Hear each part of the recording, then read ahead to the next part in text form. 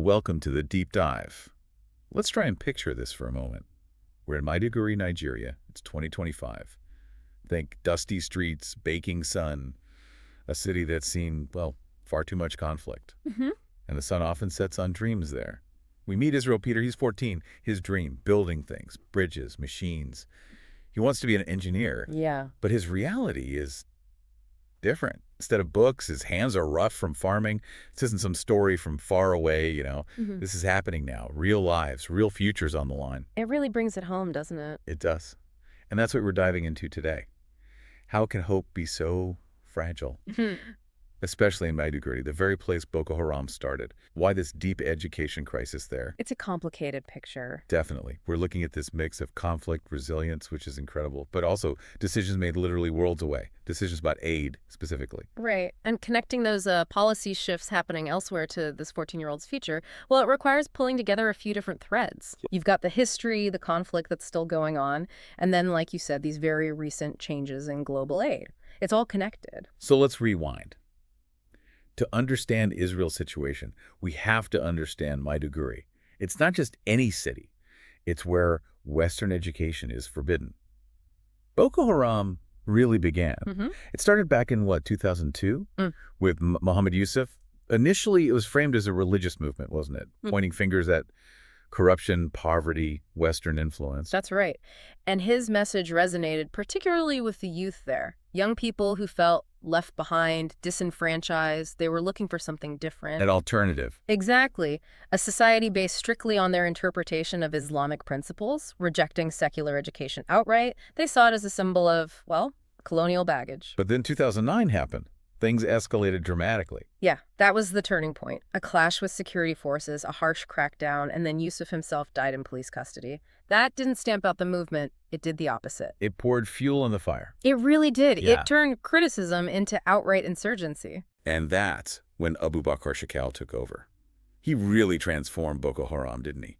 Made it synonymous with terror. Absolutely. He explicitly targeted schools, villages, anything representing the state or Western influence.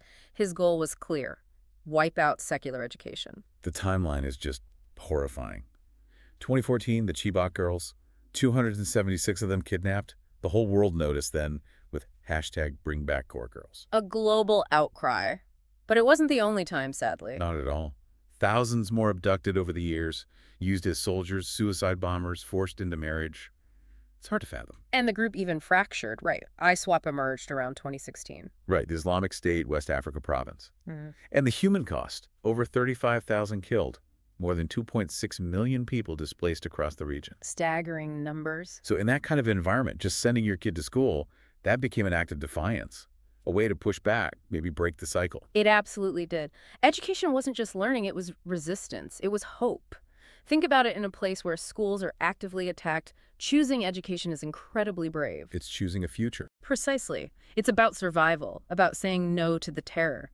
It's reclaiming dignity. Amidst all that darkness, though, there are points of light, like Zannah Mustapha, a former lawyer, right there in Maiduguri. Yes, an incredible figure. He started the Future Prowess Islamic Foundation back in 2007, even before the insurgency really exploded. How do you even start a school then? It's amazing. And as the crisis worsened, the school adapted. It opened its doors wider, taking in thousands of children orphaned by the violence. Including children whose parents were Boko Haram members. Yes. That's what's so remarkable about Mustafa's approach. His idea wasn't just teaching math and reading. It was about healing, preventing the next generation of conflict. Healing wounds, preventing new ones. Exactly. Imagine this campus in Maiduguri. Kids from all sides of the conflict learning together. Free tuition, uniforms, food, and really crucial psychological support, helping them deal with unimaginable trauma. You hear stories. Girls who lost everyone now dreaming of being doctors because of that place. It transforms lives. It gives them ambition back, right in the heart of it all. And Mustafa did more than just run the school. He was involved in mediation, even helped negotiate for some of the Chibok girls' release. Incredible bravery. And he's been recognized for it globally. CNN hero, Aurora humanitarian. Yeah. And Future Prowess grew, serving around 2,200 students at its peak. But providing all that safety, education, healing it, costs money. It relied heavily on outside help. That's where the international aid piece comes in, especially USAID. The United States Agency for International Development. A huge player in Nigeria, particularly the Northeast. A critical player, because Nigeria's own spending on education, like, it's consistently low. Yeah. Way below what UNESCO recommends, maybe 4, 5, 6% of the budget, when the target is more like 15 or 20%. So USAID was plugging massive gaps. Huge gaps, especially for girls, children with disabilities, Yeah. the most vulnerable. Remember, Nigeria has over 10 million kids out of school already. So USAID programs like AENN and Opportunities to Learn, they reached hundreds of thousands of kids. Over 200,000, yes. They built safe learning spaces, trained teachers for these incredibly difficult contexts.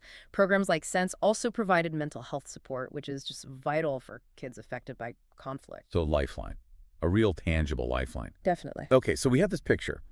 Immense need, local resilience like Future Prowess, supported by crucial international aid, especially from the U.S. Right. But then, 2025, the picture changes dramatically. What happened? Well, the U.S. administration at the time took drastic steps to cut foreign aid, dismantled USAID, essentially. How did that unfold? It started in February 25 with an announcement eliminating most foreign aid contracts. We're talking a $60 billion cut overall. Wow, $60 billion. Then in August, something really unusual happened, a pocket rescission.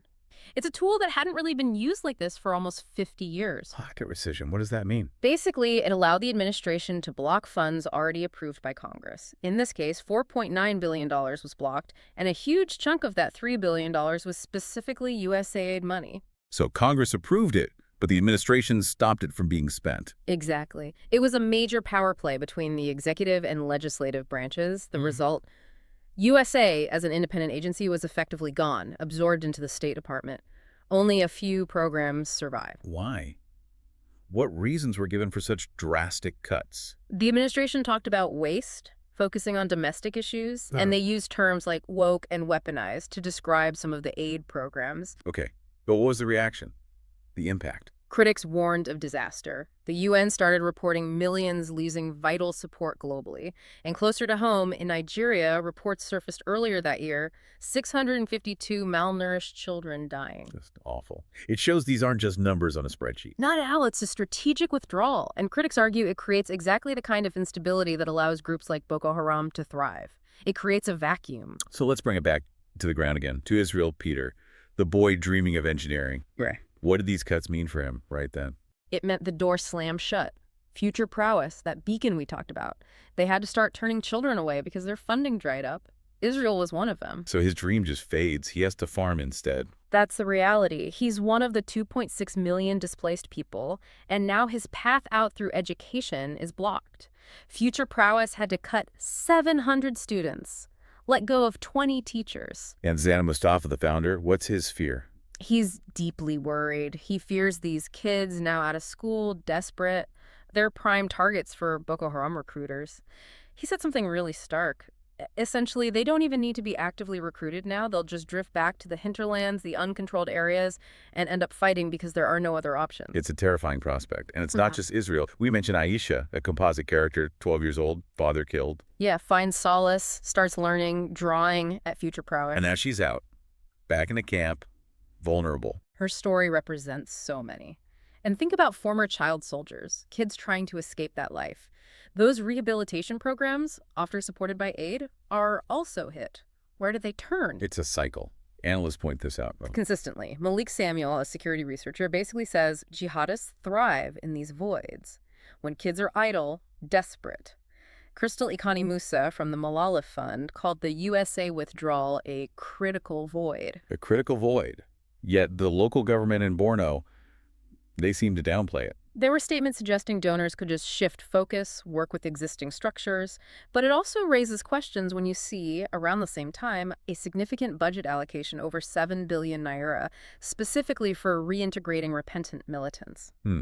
So money for ex-fighters, but cuts at hitting kids' education. It highlights a really stark contrast in priorities, doesn't it? It certainly seems that way. So looking bigger picture now, this Maiduguri crisis is like a magnifying glass on Nigeria's broader issues, isn't it? Absolutely. You've got 10 million kids out of school nationwide already.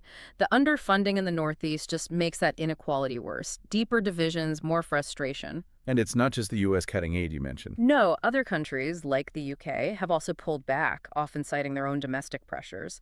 But U.S. aid was just so big. Its scale made it almost indispensable in places like Borno. And the link between idle youth, lack of education, and extremism, it seems undeniable. It's a well-established link. Groups like Boko Haram actively prey on that. They offer structure, purpose, sometimes even money to young people with no other prospects.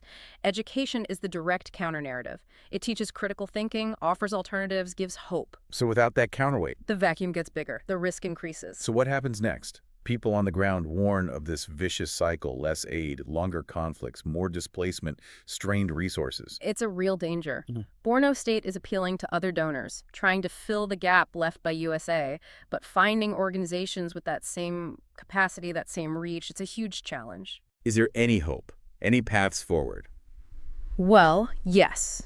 Resilience is key. Local initiatives like Mustapha's school and his mediation work show the power of community-driven solutions. They need support, obviously, but they are vital. And Nigeria itself? There's always the potential for Nigeria to step up its own education funding, prioritize it, maybe through better tax collection, shifting budget allocations. It's possible. And other international partners? They might step up too.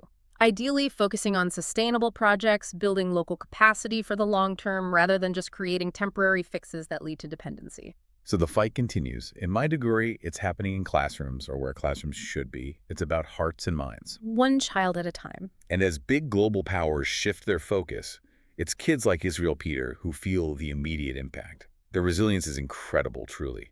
But it needs support. It can't sustain itself on air. Zannah Mustapha's words really stick with you. There's no other thing as bad as ignorance. And this whole situation just underscores it. Education isn't just about learning facts. It's about peace, stability. It's the foundation you build a future on, especially in the shadow of extremism. It leaves you thinking, doesn't it? Yeah. What responsibility do we have, collectively, when decisions made in, say, Washington or London directly shape the future of a teenager in Maiduguri? Yeah. And what kind of world are we building if the light of learning starts flickering out in the places that need it most desperately? Something to really consider.